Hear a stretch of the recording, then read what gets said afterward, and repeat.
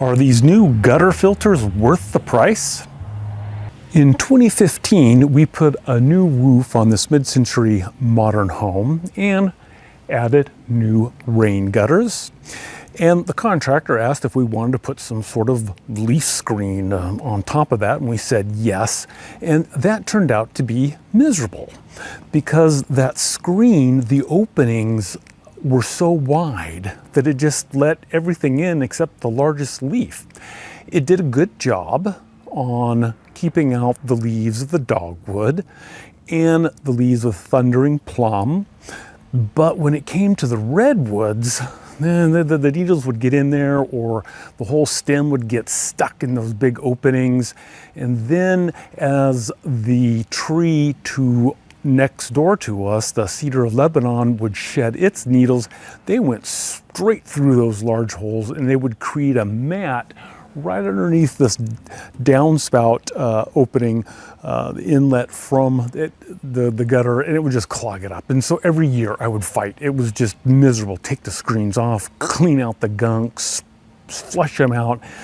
So in 2024, I decided to try one of those, what they were calling them, filtering systems, the leaf filters, the gutter filters. They come with a bunch of different names.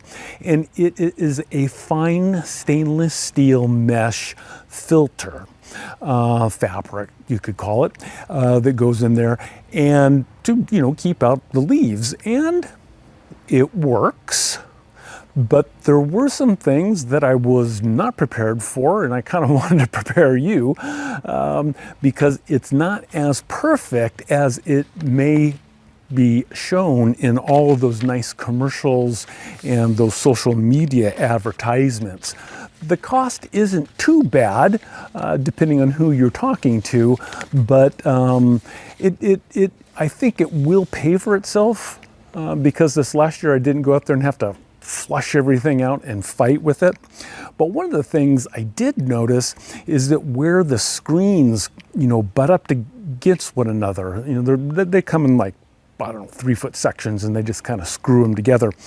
The needles from the cedar tree and other stuff get right in that seam where the two sections butt up against one another, and that kind of creates a little trough for just little water, morning dew coming off the house, and it kind of runs down there and it runs and it hits the ground. It was kind of an odd drip. Why is it dripping where there is no downspout?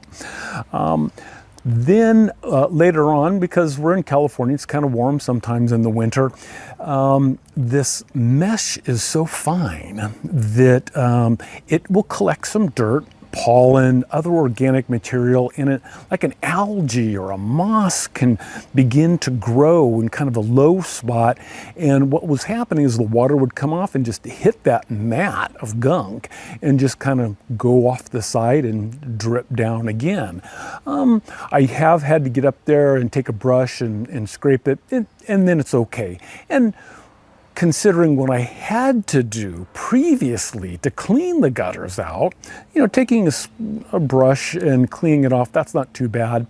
And I can get up there and just with a big leaf blower, knock off most of the cedar needles and the redwood stems. But what was surprising was that we had this big hailstorm.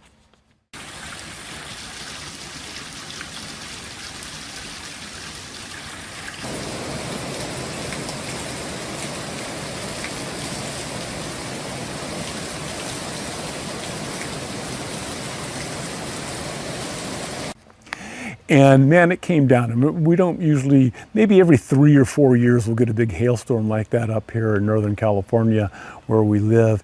And it just created a layer of ice. The big hailstones, big for our area, of 1/4 inch, 3/8 of an inch, couldn't go through the fabric. It couldn't melt quick enough. And so it just created this dam that would eventually break through, and the slush would just go over into the carport, or right where I'm standing now, there was a big pile of it. So the gutter filter systems are not meant for obviously snow, but hail. And so if things do get backed up in a cold situation with hail, then things are gonna go over. But that was relatively rare, and it's all over and done with. The one thing, and I do not know if this is particular to the company I went with or if it is universal, but it is rather a hard sell. I kind of knew what I was doing, what I wanted, and I didn't. But the salesperson was just, sign today on the dotted line. I'll get you 10% discount. Da da da da da. And they went back and forth. I mean, it's like I was buying a used car or something. I did not appreciate that at all. But then for some reason, I wasn't, hesitating on the price so much as just I was aghast at the hard sell. But they took that I was reluctant to purchase, so they went back and forth, and they dropped a couple more $1,000. I think they quoted like, $3,500 to do both sides of the house, which are probably about 40 foot long in total. And I think it came out to like $1,800 or $1,900. So, I mean, I was okay. I was okay with that. I think in general, it's going to work very well. So it probably is worth the money depending on how much it's going to be costing you per square foot. And then you need to think about your own labor to clean out the gutters or hiring someone. I don't think I've never hired anyone, but I don't think I'm going to have to spend the 2 or 3 hours that I used to every fall to clean the gutters out, because they're staying pretty clean. Have a few little issues, obviously, with the water running in those little creases and the buildup of the algae. But otherwise, I think it is a good product, at least for many climates that are temperate, that don't have freezing conditions, a lot of hail or snow. So, for most of California. If you have any questions or comments, you may leave those down below, and I will do my best to answer them. Otherwise, may your rain gutters always run free.